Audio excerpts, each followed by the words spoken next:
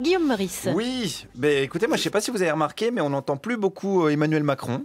Il nous a gueulé dessus pendant toute la campagne avec des projets, des pas ça, pas ça. Il s'est cassé la voix pour en gagner, mais depuis plus rien du tout. D'autant plus paradoxal qu'il a un coach vocal, Emmanuel Macron. Je le sais, je l'ai rencontré.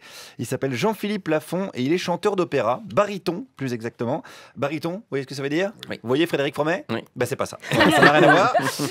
Il est donc des personnalités à bien placer leur voix.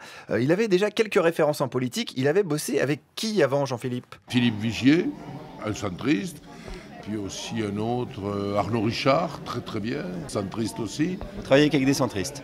Non, il y avait aussi la femme d'Yves Gégaud, qui est à la mairie de Paris. Centriste aussi. Voilà, donc Anne-Catherine Gégaud. Et là, je vais en faire travailler des gens de ma région, du centre de la France. Voilà, Toujours le centre. toujours le centre. Voilà, c'est un fou du centre. Hein, Jean-Philippe, il bosse avec des centristes dans la région centre. S'il joue au foot, il serait avant-centre. Il va que dans les centres-villes. Il refuse la priorité à droite et à gauche. Voilà, donc il est fait pour s'entendre avec Macron et travailler sur sa voix, dont on connaît donc les limites depuis ce fameux meeting porte de Versailles. D'ailleurs, Jean-Philippe, il l'a rencontré quand, Macron? Je l'ai rencontré la veille de son discours à la porte de Versailles. Et pendant 1h30, je lui ai donné quelques conseils d'usage. Ah oui, donc là, il a rien pigé au conseil, a priori. Du coup. C'est-à-dire, il m'a téléphoné le soir même, après son discours, et m'a demandé si il avait tenu compte de mes observations, de mes conseils. Et là, vous avez Et je répondu? lui ai dit pas du tout. Oui, c'est même étonnant qu'il ait posé la question quand même, le gars. Le mec, il savate tout le boulot de son prof et puis il dit j'ai bon, c'est bien ou pas? Allez. Alors, on dirait moi au collège quand j'avais un contrôle de maths et que je répondais à 3 questions sur 25 et je disais alors, je suis balèze ou quoi les gars? Voilà. Bon, alors comment Jean-Philippe il a réagi devant le fameux meeting? C'est-à-dire, j'étais un peu marié. Bon, j'étais Vous pas. avez saigné des oreilles un peu? Oui, j'ai trouvé ça un peu redoutable. Vous lui avez dit plus jamais ça? Ah non, il lui dit écoutez, si vous continuez dans ce sens, c'est très simple.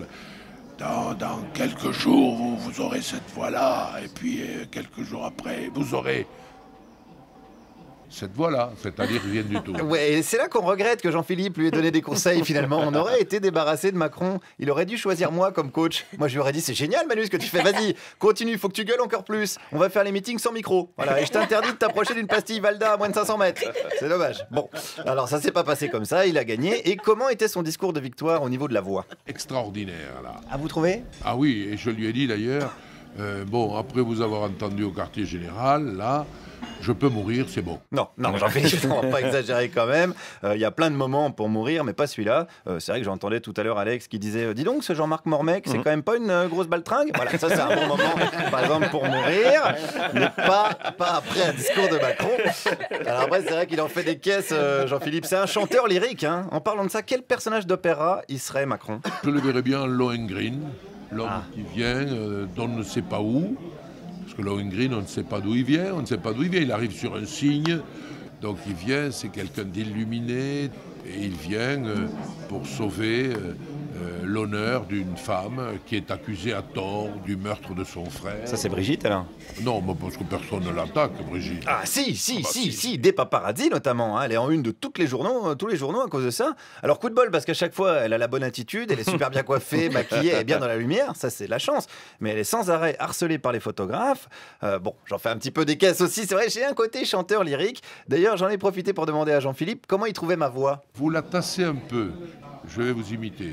Vous l'appuyez un petit peu, vous la tirez un peu vers le bas, alors que si vous la laissiez s'épanouir vers le haut de vos résonateurs, vous auriez une voix plus souple. Ouais, mais c'est vrai que la souplesse, c'est pas vraiment mon truc, contrairement à tous les nouveaux copains de Macron, hein, ceux qu'il pourrissait il y a quelques semaines, et qui ont tous trahi leur suffrage pour devenir son porte-voix. Merci Guillaume Meurice.